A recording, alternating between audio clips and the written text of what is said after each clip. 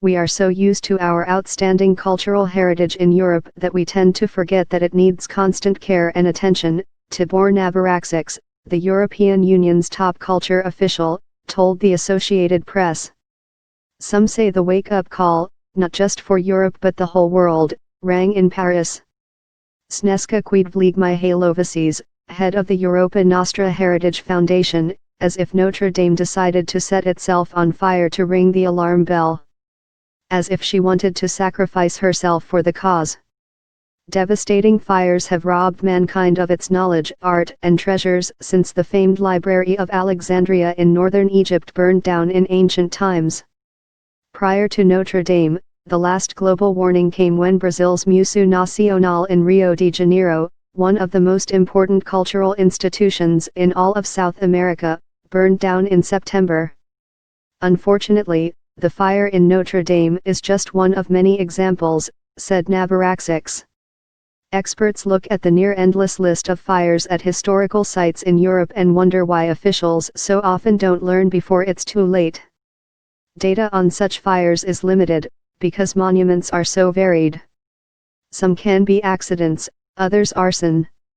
There are no exact statistics, said Didier Renner of France's La Tribune de l'Art, but added that France sees several fires every year in historic buildings, which is already way too much.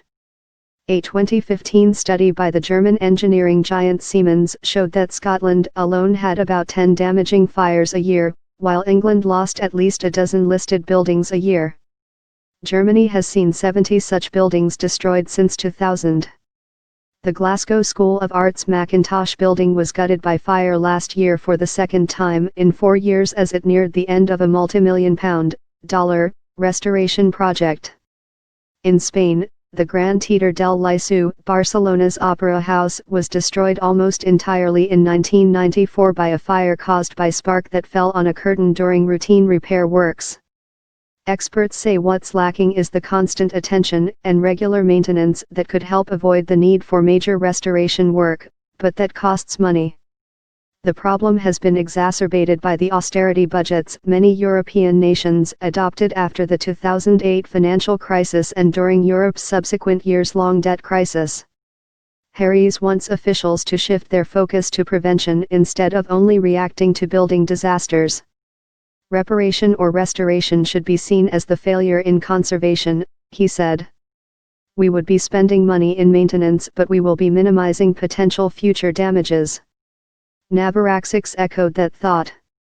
We should never forget that there's also a cost to non-action, a lack of maintenance or a lack of prevention, he said.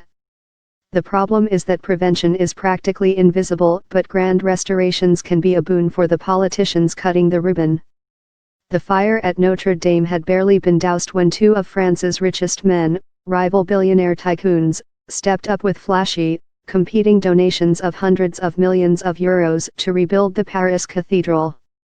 Notre Dame donations now stand at over €1 billion, billion, or about 3 years of France's national restoration budget. This massive outpouring of donations grates on those who have begged for years for a few thousand to restore a local but valuable monument. You have seen that, now, the money is not the problem, said Kwiedvligmihailovics. There is a lesson. Could we not invest smaller amounts, and not just for the biggest and the most iconic monuments? The EU itself has allotted €4.7 billion, billion, for restorations in the 2014 to 2020 financial budget on top of what individual nations do. As state funding dries up, national governments are increasingly looking for private donors to renovate major monuments. In Italy in recent years, Tod's luxury shoes sponsored the Colosseum facelift, while the Fendi fashion house helped the Trevi Fountain in Rome and Diesel-backed improvements for the Rialto Bridge in Venice. We do need to invest more, but this is a shared responsibility for governments, businesses, and citizens across Europe, said Navracsics. Some say world-renowned monuments like Notre Dame are the driving force behind such tourism and deserve more respect. Cultural heritage is a gold mine. You cannot exploit it and then just leave the mine and go to another one. It is something you really have to cherish, said Kwiedvligmihailovics. Aritz Para in Madrid, Danica Kirka and Jill Lawless in London, Colleen Barry in Milan, Sylvie Corbett and Sam Peter Equin in Paris all contributed.